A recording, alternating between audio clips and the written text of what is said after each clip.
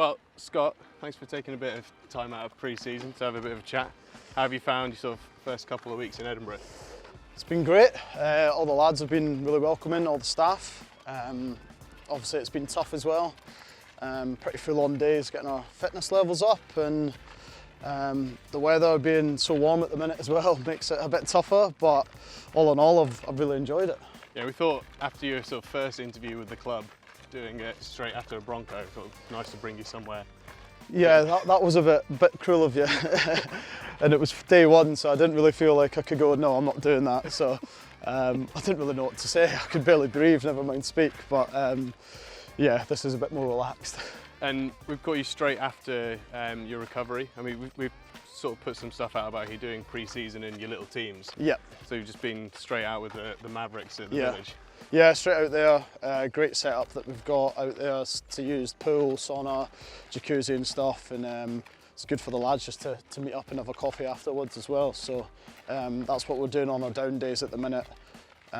Train really hard Monday, Wednesday and Friday, and then on the Tuesday and Thursday make sure that we're getting our bodies good for the next day to go again, really. And how have you found the sort of being in those little competitive teams during those first couple of weeks? I think it's been a really good idea. It's obviously, for me, a new guy coming in, it's great to get to know people a bit closer and spend more time with them, not just at the club but outside the club.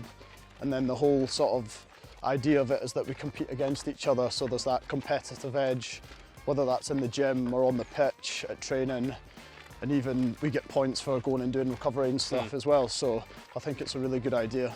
And you're in a team with familiar face for you, Glenn Young. How's it been with him? Been great, actually. Yeah, we got on really well down at Harlequins. So he sort of took on the captain role of the Mavericks, leading the boys, so getting us all organised. But yeah, it's been great to catch up with like the guys that I already know from Chugger not that long ago at Quins, and then also lads from underage group stuff that I hadn't seen in years as well. So it's been really nice.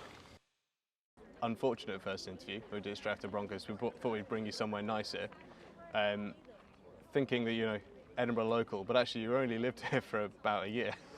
Yeah, and I was at school for most of it in Merchiston, so I've never actually been out and about and really seen the sights. And yeah, everyone's like, oh, do you know this place there? And I'm like, no, don't know that. So that's quite exciting to obviously get to know the city a lot better. I've got my brother lives up here, got a few mates from school, and then a few mates from rugby over the years that are living here, so it's been great to come up here and sort of catch up with everyone, and obviously family's not far away either, so in terms of stuff like that it's been really helpful in settling me into a new club. So I guess, yeah, home is Dumfries. What sort of your early rugby memories playing for Dumfries Saints and sort of growing up there? Loved it, great club, great family club. Both my brothers played, my dad played for them. My mum was involved with, you know, doing the meals after games and stuff like that. So it was a big part of my childhood. Had a lot of close friends that I played with that are still really close with now. And we had a really good team. So we had guys that would go into the under 17s and 18 Scotland stuff when I was there. So yeah, that was a big part of me developing my game, and then obviously going and getting the opportunity to go to Merchiston. Probably wouldn't have happened if it wasn't for, you know, enjoying my rugby at Dumfries so much and having a great setup to play rugby there. I mean, you mentioned those other players playing for like Scotland age grades. I mean, you yourself came through a lot of age grade stuff. Are there guys that you played with back then that are at Edinburgh now, or like guys you've had your career with? Yeah, so like guys like Mark Bennett, he was my age, and I think I've probably not seen him since late 20s. So it's been great to catch up with the likes of him, Christine as well.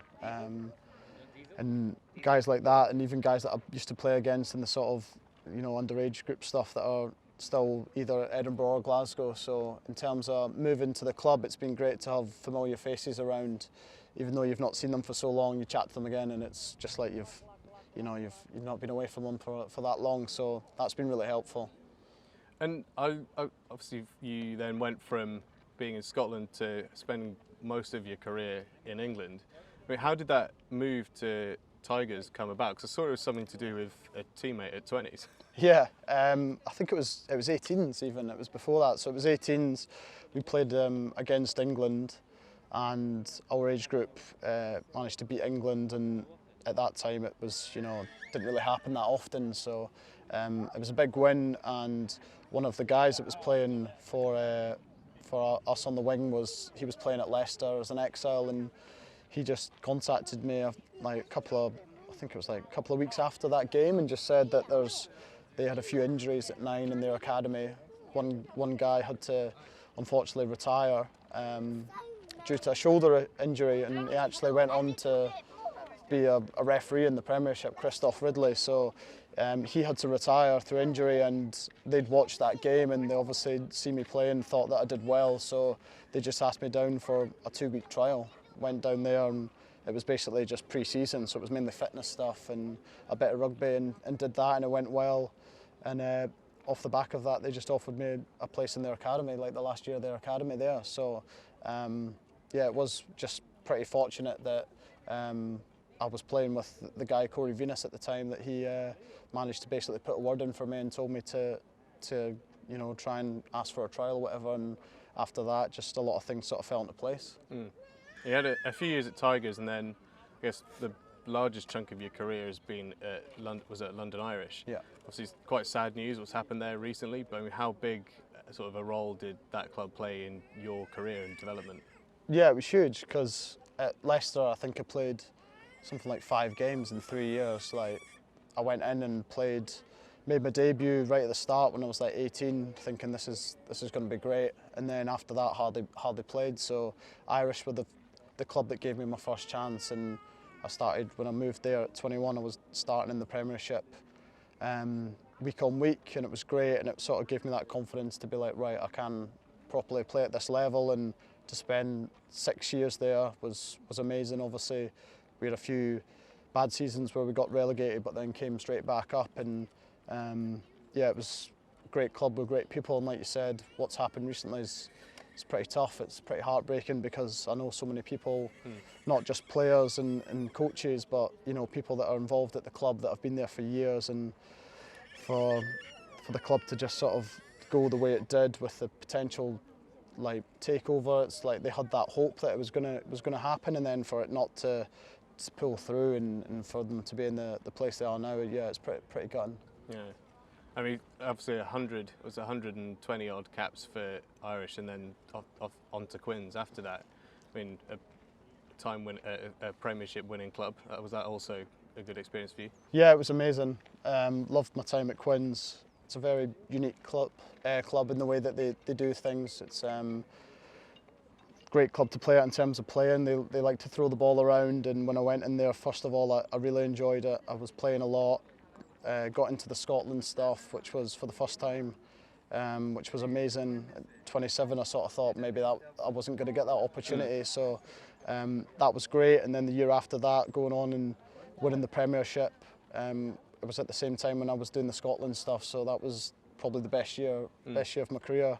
But since then, I've had a lot of injury issues and sort of at bad times as well. So maybe like last season, the season before haven't been as good, but the memories that I had initially from there was amazing. And there's a lot of good people at the club, and a lot of guys that I still speak to now that are really good friends. And yeah, obviously with playing with Quins, then getting me to the Scotland stuff, I owe a lot to the club.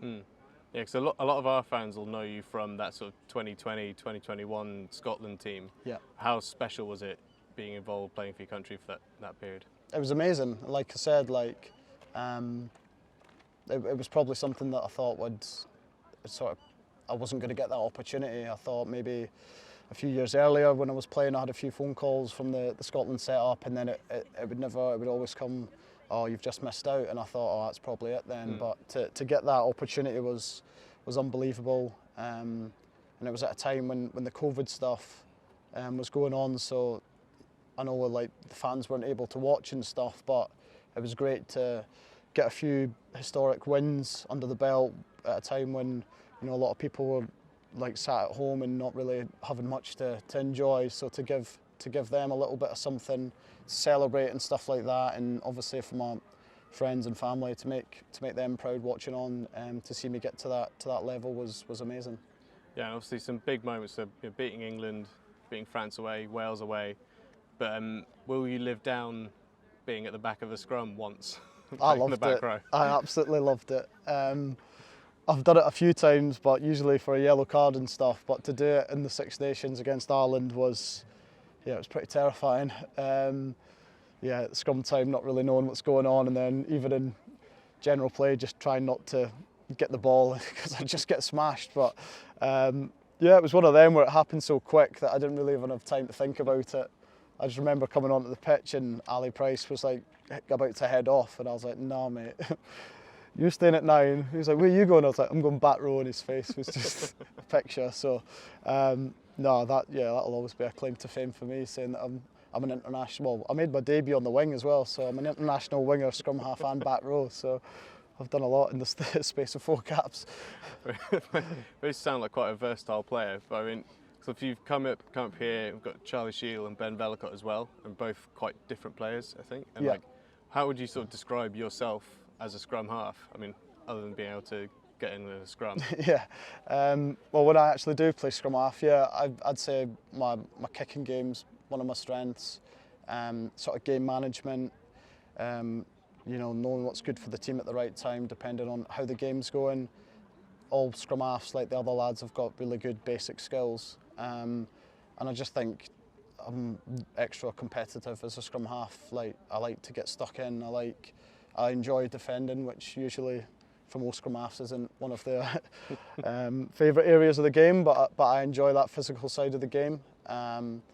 And just like any other scrum half, just work extra hard to get quick ball and get the ball away. So like the team like Edinburgh, like you look at our back line and look at our, like the back 3 and stuff, you want to get the ball to them as quickly as possible. So that's the sort of stuff that I, you know, want to bring to the club, and when I'm fully fit and when I'm firing, that's what I tend to deliver. I suppose defence must be easy when you played internationally at the back row. Yeah, it does help out. It gives you a bit of confidence. And just finally, because obviously we're here in quite a nice spot in Edinburgh. What was it that I guess attracted you to joining the club, and how excited are you to be playing club rugby in your home country? Well, what you finished on there, I think that was probably the main thing. Is like I've always wanted to come back and play here. I've been down in England for like since 18, so like nearly 12 years now. Closer to family and friends, and then in terms of the club, I spoke to the likes of James Lang, Glenn Young, and guys that I knew up here from the international stuff, and they said that the squad that they've got is a really talented squad, and they work really hard, and they're a good bunch of guys. So that was one of the things I knew when I was coming up here, with the sort of characters that were going to be in the changing room, and I know how competitive they are and how much they wanted to improve. Obviously last year was a disappointing year. There's a bit of change going on at the club and stuff, but ultimately it's the guys in the squad that are gonna change things and gonna improve stuff going forward. And I knew that the core bunch, the guys that I already knew up here, that they'll do everything they can to make sure that we do better next year and we have more successful season.